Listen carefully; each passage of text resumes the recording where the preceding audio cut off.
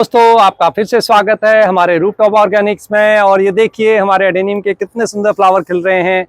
बहुत खूबसूरत है कलर देखिए, और इसमें हमारे खूब सारे लगातार फ्लावर आते हैं। तो दोस्तों एडेनियम हमारा एक ऐसा प्लांट है जो हमें लगभग नवंबर तक और इवन दिसंबर में भी कुछ प्लांट्स में फ्लावर्स आते हैं। तो 9 महीने फ्लावर देने वाला ये प्लांट आप जरूर लगाइए अपने घर पर। हमारी बहुत सारी वीडियोस हैं जिनको आप देख सकते हैं। लेकिन दोस्तों आज का टॉपिक हमारा ये नहीं है।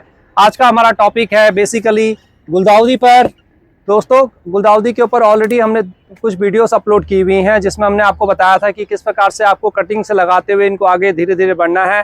तो लगभग आप समय आ चुका है कि आप इनको अपने अच्छी तरह से तैयार कर लीजिए। इनकी पिंचिंग करिए, इनमें खाद डालिए। अभी तक आपने इनकी अच्छी तैयारी नहीं की है तो दोस्तों अभी भी समय है, इसको लगाइए। अब कटिंग से तो लगेगा नहीं, हल्के से नर्सरी से थोड़ा थोड़ा पौध ले आइए और उनको भी अगर आप चाहें तो अभी लगा सकते हैं। तो आइए दोस्तों देखते हैं हमारी गुलदाउदी कैसे चल रही है। ये देखिए हमारी गुलदाउदी आप देख रहे हैं, ये हमारी वाइट वाली बड़ी वाली है, ये हमारी काफ़ी बड़ी हो चुकी है। और इसी प्रकार से ये देखिए, और दोस्तों ये देखिए हमने इसमें पिंचिंग कर दी थी। जो पिंचिंग का फ़ायदा होता है आप देख रहे हैं नीचे से ही पिंचिंग, 1 ब्रांच 2 ब्रांच 3 4 5। अब इसको मैं बड़े पॉट में अब शिफ्ट करूँगा और फिर साथ साथ में इसकी और पिंचिंग करूँगा। तो ये 5 से अभी 10, 10 से 20 और 20 से 40 होते हुए इसमें बहुत नंबर्स ऑफ फ्लावर्स बहुत बढ़ जाते हैं।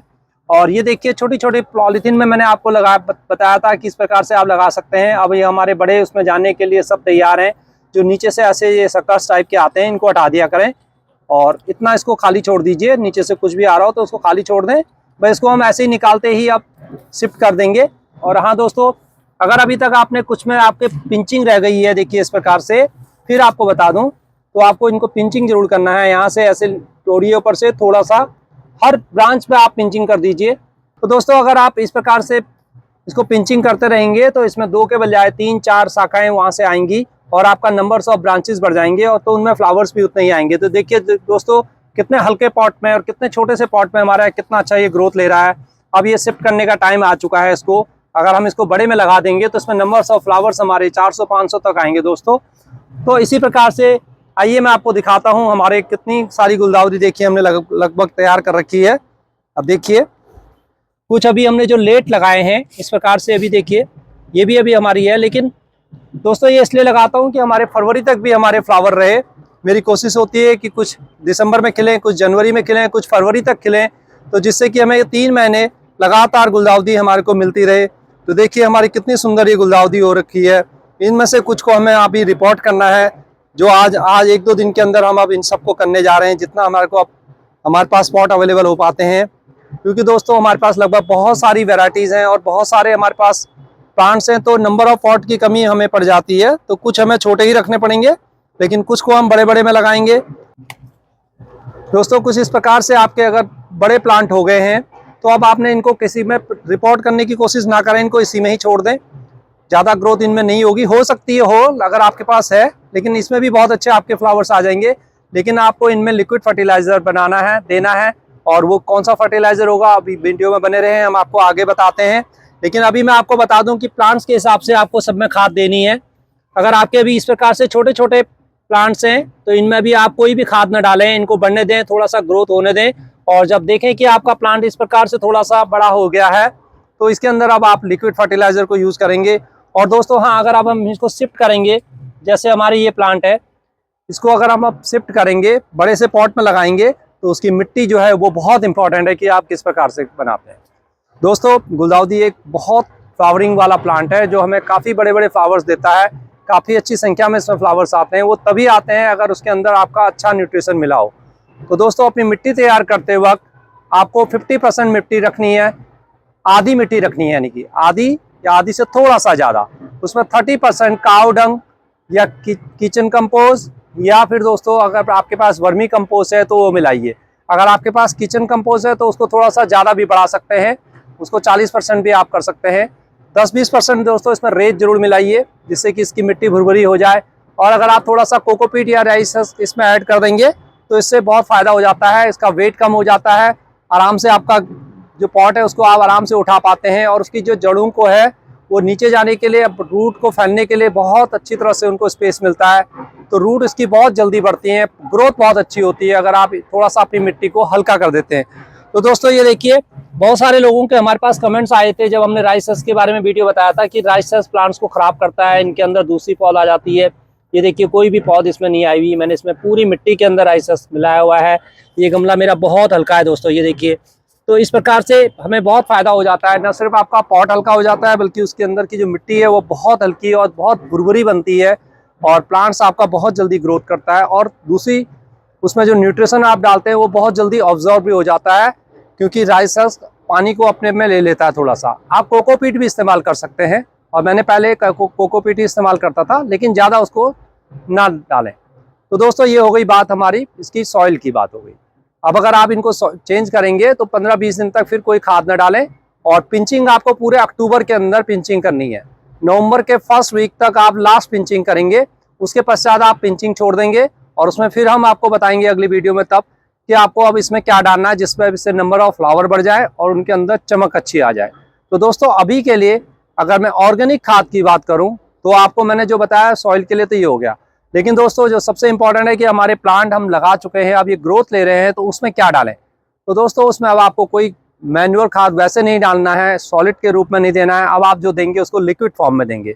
और दोस्तों लिक्विड फॉर्म के लिए आपको जो सबसे बढ़िया खाद इसमें रहती है वो है सरसों की खली। तो कैसे बनाना है आइए देखते हैं। तो दोस्तों जो आप मेरे हाथ में देख रहे हैं ये है सरसों की खली। इसको अब हम डालेंगे, इसका हम लिक्विड फर्टिलाइजर बनाएंगे। और आप न सिर्फ गुलदाउदी बल्कि दूसरे फ्लावरिंग प्लांट में जिसमें फ्लावरिंग नहीं हो रही है तो उसमें इसका इस्तेमाल करें। लेकिन किस प्रकार से बनाना है, कितने दिन हमने इसको भिगा के रखना है और कैसे इस्तेमाल करना है, कितना डाइल्यूट करना है, ये आपको सारी कंप्लीट इन्फॉर्मेशन होनी चाहिए। अगर हम आधी जानकारी के साथ इसको यूज करेंगे तो बहुत पेड़ों को नुकसान भी कर सकता है, आपके पेड़ों में फंगस भी आ सकता है, तो आपके जो प्लांट है वो खराब भी हो सकते हैं। और अगर आप कम भी डालेंगे तब भी उसका कोई फायदा नहीं होगा। तो दोस्तों आइए सबसे पहले देखिए, ये करीब मैंने जो सरसों की खली ले ली है ये करीब 200 ग्राम के आसपास या 250 ग्राम के आसपास होगी, मेरे को एग्जैक्ट नहीं पता। और इसको मैं जो मिला रहा हूँ वो लगभग 3-4 लीटर पानी के अंदर इस प्रकार से भिगो के रख रहा हूँ। अब आपको क्या करना है, इसको भिगो के रखना है करीब करीब 3 से 4 दिन तक। यानी कि अभी हमने इसको भिगो दिया है, शाम के वक्त है, तो हम इसको कल परसों और 3 दिन तक इसको पूरा भिगो के रखेंगे। चौथे दिन इस्तेमाल, मॉर्निंग शाम को हम इसको इस्तेमाल करेंगे, सारा दिन भीगा रहेगा। लेकिन दोस्तों आपको सुबह शाम इसको इस प्रकार से और फिर उल्टी दिशा में दोनों साइडों से इसको घुमाना है। ये ध्यान रखें किसी भी लकड़ी की सहायता से मॉर्निंग में और इवनिंग में जरूर करना है। और दोस्तों इसमें हो सके तो गुड़ का 50 ग्राम के आसपास, गुड़ जो आप घर में यूज करते हैं या खराब वाला गुड़ भी है वो भी इसके अंदर डाल दीजिए। एक आध दिन के बाद, 1-2 दिन के बाद उसको भी डाल दें, तो उससे भी ये बहुत ही अच्छा आपका स्ट्रांग हो जाएगा। उससे कोई फंगस भी आपका आने की संभावना बहुत कम हो जाएगी। गुड़ के अंदर फास्फोरस बहुत अच्छा होता है, तो आपके प्लांट के लिए गुड़ भी एक बहुत अच्छा लिक्विड फर्टिलाइजर के रूप में वो यूजफुल रहता है। तो थोड़ा सा अगर आप इसमें गुड़ डाल देंगे तो इसकी यूटिलिटी और हमारी बढ़ जाती है। तो दोस्तों ये तो हो गई बात की अभी हमने इसको 3 दिन या 4 चौथे दिन हमने इसको इस्तेमाल करना है। जो आप ये क्वांटिटी देख रहे हैं, आप इसका इस वक्त, अभी थोड़ा सा गर्मी है लेकिन इसको हम 4-5 दिन बाद इस्तेमाल करेंगे, तो आप कम से कम इसमें 10 से 12 गुना पानी मिलाइए। ये मैंने सिर्फ गुलदाउदी के लिए नहीं, सभी के लिए, प्लांट्स के लिए इसको मिला रखा है।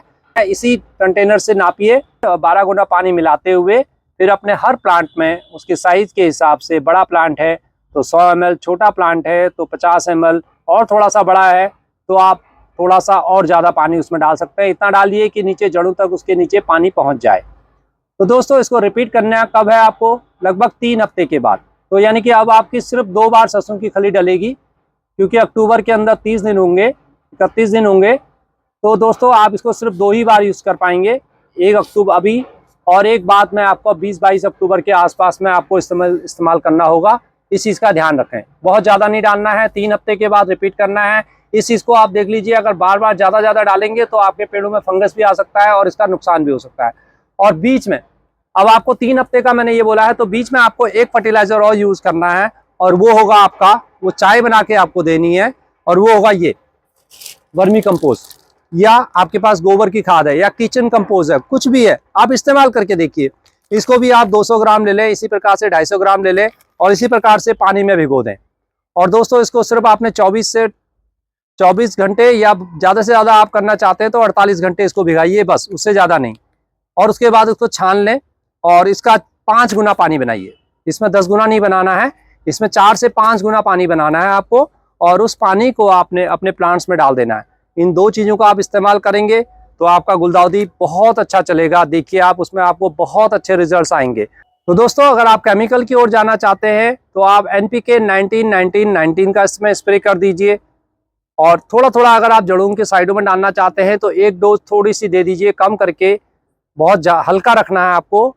1 लीटर पानी में सिर्फ आपने 1 चम्मच या आधा चम्मच मिलाना है और जड़ों के साइड में डालते हुए पानी को हर प्लांट में आपको इसी प्रकार से देना है। और अगर अदरवाइज आप हफ्ते के अंदर हर 10 दिन के अंदर उसको स्प्रे कर देंगे तो वो ज़्यादा यूजफुल रहेगा, आपकी मिट्टी भी खराब नहीं होगी। NPK, और दोस्तों 2 बार NPK देने के बाद फिर आपको 0-52-34 का इस्तेमाल करना है। 52 यानी कि जिसमें फॉस्फोरस होगा, और फॉस्फोरस आपके प्लांट को ग्रोथ को देगा और साथ में उसके फ्लावरिंग के लिए उसको बूस्ट करेगा। और पोटास होता है उसके अंदर, जिससे उसके अंदर चमक आएगी फ्लावर्स के अंदर और उनका साइज बड़ा होगा।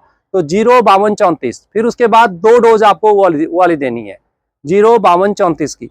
अगर हम ये सिस्टम को समझ पाते हैं ना तो हम अपने प्लांट्स की अच्छी तरह से देखभाल कर पाते हैं। अगर हम ज़्यादा खाद भी इनमें डाल देंगे तो आप देखेंगे कि कई बार हमारा प्लांट बहुत बड़ा हो जाता है, सब हम धूप में भी रखते हैं लेकिन उसमें फ्लावरिंग नहीं आती है। जैसे हमारे पास बहुत सारे कमेंट्स आते हैं कि मैंने इसको धूप में भी रखा, खाद भी अच्छी दी, तो हमारे प्लांट्स में फ्लावरिंग नहीं आते। दोस्तों मेन रीज़न यही होता है कि कई बार हम खाद की क्वांटिटी अलग अलग ज़्यादा कर देते हैं। जिसने जो खाद बताया तो वही हम डालते जाते हैं। उससे क्या होता है, हमारा प्लांट ग्रोथ की तरफ ज़्यादा चले जाता है, उसको नाइट्रोजन ज़्यादा मिल जाता है, तो फिर वो प्लांट आपका फ्लावरिंग की ओर बहुत कम आ पाता है। तो दोस्तों इस चीज़ का आपको बेसिक रूप से ध्यान रखना है कि मैं अपने प्लांट्स को एक लिमिटेड मात्रा में दूँ। छोटा बच्चा है तो उसको हमें कम भोजन देना है, तो आपका छोटा प्लांट है तो उसको हमें कम देना है। थोड़ा सा बड़ा है तो उसको सही ढंग से देना है, मिडिल मात्रा में देना है। और अगर आपका प्लांट अच्छा बड़ा हो गया है, मैच्योर हो गया है, जैसे एक एडल्ट होता है, तो आप उसकी थोड़ा सा क्वांटिटी और बढ़ा दीजिए अपने हिसाब से। ये सब आप गार्डनिंग करके सीखते हैं, इसमें कोई नई बात नहीं है। तो इस प्रकार से आप इन 2 लिक्विड फर्टिलाइजर का प्रयोग करेंगे तो आप देखेंगे कि आपकी गुलदाउदी बिल्कुल बहुत अच्छी बढ़ रही है। और साथ में उसको धीरे धीरे आप देखेंगे नवंबर के 2nd वीक से इनके अंदर बर्ड्स बननी स्टार्ट हो जाएंगी। जैसे मैंने बताया आपको कि नवंबर के 1st वीक के बाद आपने इनमें पिंचिंग बिल्कुल नहीं करनी है। आप उस समय लास्ट एक फर्टिलाइजर देंगे और फिर छोड़ देंगे उसको। जब लास्ट वाली पिंचिंग होगी वो हम आपको जरूर आपको फिर वीडियो बताएंगे नवंबर के 1st वीक में। तब उसको हम फ्लावरिंग किस प्रकार से लाएं, उसको अच्छी तरह से और कैसे फ्लावरिंग के लिए लाएं, हम और फर्टिलाइजर दूसरे यूज करेंगे। तो दोस्तों और एक चीज इसमें जो होती है, आपको कुछ समस्याएं और आएंगी तो मैं वो आपको दिखाना चाहता हूं, आइए देखते हैं। तो दोस्तों ये 2 प्लांट है मेरे, आप देख रहे हैं, एक का कलर देखिए और दूसरे का कलर देखिए। आप ये वाला कलर देख रहे हैं, इसकी पत्तियों का रंग हल्का हल्का पीला हो गया है। ये गुलदाउदी के साथ बहुत ज्यादा होता है। हालांकि मेरे ज्यादा प्लांट्स में नहीं है लेकिन कई प्लांट्स में ऐसा हो जाता है। देख रहे हैं आप, ये देखिए इतना अच्छा प्लांट है। इसका मतलब ये नहीं कि ये प्लांट मेरा मर रहा है, लेकिन इसके पत्ते देखिए और इसमें इसके पत्ते देखिए, दोनों के लगभग ये प्लांट हमारा उतना अच्छा जो कलर होना चाहिए, जो ग्रीन कलर आना चाहिए, वो नहीं आ रखा है। तो दोस्तों ये होता है इसके अंदर या तो माइक्रोन्यूट्रिएंट्स की शायद कमी हो गई, या शायद इसमें अंदर पानी ज़्यादा हो जाता है। कई बार हमारे प्लांट्स को ना पानी ज़्यादा हो जाता है, पानी के ऊपर हम पानी डाल देते हैं, गलती से डल जाए या बारिश हो जाए तो वो पानी इसका सूखता नहीं है, हम दूसरा बार पानी डालते हैं तो फिर हमारा ये प्लांट थोड़ा सा इस प्रकार की स्थिति पैदा कर देता है। लेकिन आप जैसे ही इसको थोड़ा थोड़ा सरसों की खली देंगे या दूसरा फर्टिलाइजर देंगे तो आप थोड़े दिनों बाद देखेंगे वो रिकवर होना शुरू हो जाएगा। ये प्लांट मेरा पहले पूरा येलो हो गया था, अब आप देख रहे हैं इसकी जो नई ग्रोथ आ रही है, धीरे धीरे ये कलर अच्छे आ रहे हैं और धीरे धीरे इनका कलर भी चेंज हो जाएगा। ये प्लांट मेरा मरेगा नहीं। तो आप अपने प्लांट को ये ना समझें कि आपका प्लांट बीमार है। और दोस्तों एक चीज और आती है, कई बार हमारी क्या होती है, जब हमारा प्लांट ग्रोथ कर रहा होता है, इस प्रकार का कोई हमारा प्लांट बन जाता है कि ऊपर से वो बढ़ता ही नहीं है, तो आपको उसको नीचे वहां से पिंच कर देना है, वो साइड से बढ़ेगा। या फिर इस प्रकार से उसकी ब्रांचेस आती हैं कि वो बिल्कुल ग्रोथ ना कर रही हो, तो उस प्लांट को आप हटा दीजिए, उस पर ज़्यादा मेहनत करने की आवश्यकता नहीं है। आप ये मेरा प्लांट देख रहे हैं तो मुझे मालूम है कि ये प्लांट मेरे को ज़्यादा बेनिफिट देने वाला नहीं है। इसमें फ्लावर्स भी आएंगे तो 8-10 से ज़्यादा फ्लावर इसमें नहीं आएंगे, तो इस प्लांट पर मैं ज़्यादा मेहनत नहीं करूँगा, इसको मैं हटा दूंगा। तो दोस्तों ये छोटी छोटी चीज़ें आपको सीखनी होती हैं गुलदाउदी के साथ। और अगर इनमें थोड़ा सा आप नीम ऑयल का भी थोड़ा थोड़ा स्प्रे कर देंगे तो इसके अंदर जो माइट्स वगैरह का अटैक होता है, काले काले आपके माइट्स आ जाते हैं जो पत्तों के पीछे आते हैं, वो इसकी ग्रोथ को फिर रोकते हैं। तो उसका नीम ऑयल का अच्छी तरह से शाम के वक्त कभी 1 लीटर के अंदर जो हमारी डोज होती है दोस्तों 3 से 4 ml या मैक्सिमम 5 ml ज़्यादा अटैक हो रखा तो, और अगर आप सेफ्टी के लिए खाली वैसे ही कर रहे हैं तो 3 ml बहुत है।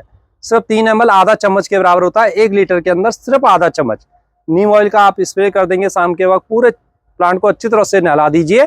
तो आपका ये किसी प्रकार के कोई इसमें आपका इंसेक्ट नहीं आएगा, थ्रिप्स नहीं लगेगा, माइट्स नहीं लगेंगे, या जो वाइट फ्लाइज आती हैं वो नहीं आएंगी, तो आपका प्लांट ख़राब नहीं होगा।